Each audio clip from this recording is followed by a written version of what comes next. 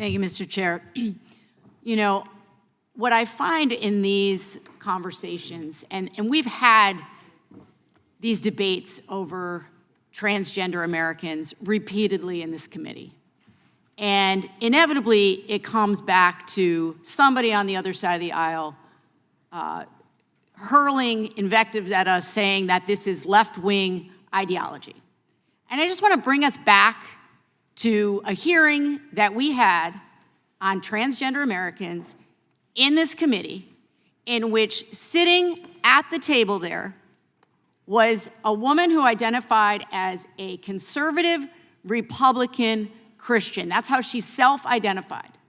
And she was saying to all of you who were on the committee at that time, it was last Congress, and she basically said, "Why are you up in my business? Why are you trying to make decisions for me and my child?" And earlier today, and I know we've been here a long time, earlier today, my colleague, Mr. Roy, said, you know, we shouldn't be busybody legislators all up in everybody's business.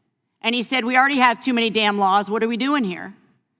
And I'm just sitting here thinking about the courage that it took for that woman to come here to say to all of you, a Republican Christian conservative, that this actually isn't about politics.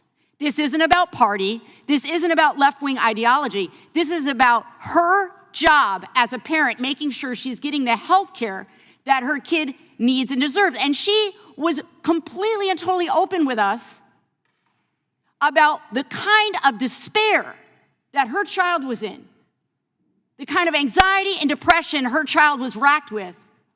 And she said it was difficult for her. It was difficult for her and her family, especially in the community that they lived in, to stand with their child and to make this decision. And so I've just had it. I've had it with it constantly coming back to somehow that this is a Democratic issue. There are transgender people living in every single district here, and they identify as Republican and they identify as Democratic, and some of them don't vote at all because they can't stand that their government is being weaponized against them. So can we stop this nonsense? You want to have control over our conversations with our doctors. You want to meddle in the relationship that parents have with their child and with their doctors. And it is so difficult week after week after week for you to continue to attack such a small minority of people in this country that just want to live their lives. I don't know what the obsession is, honestly. Because I can tell you, the transgender people in my district, they don't want your help, member from Wyoming.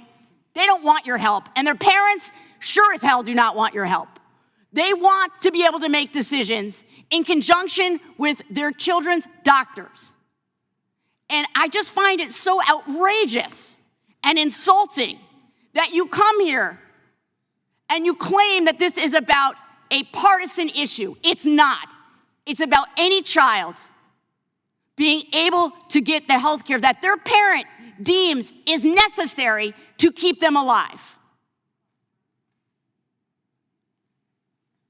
I do not know why, with all of the issues that we have in healthcare right now, from the price of insulin to the fact that we are rolling back all the work that was done on inhalers, to PBMs, to the fact that healthcare systems across this country are falling apart, that this is the topic, once again, that you choose to take up. It makes no sense that this is what we're spending our time at. And I can tell you, because I talk to parents, not just in my district, but who reach out to me, who say, thank goodness someone is standing up for us in that committee, because once again, they're demonizing us and dehumanizing us in the language that they're using. Thank goodness you're standing up for us.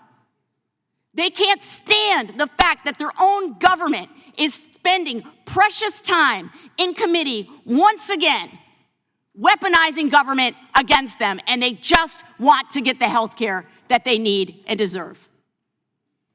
I yield back.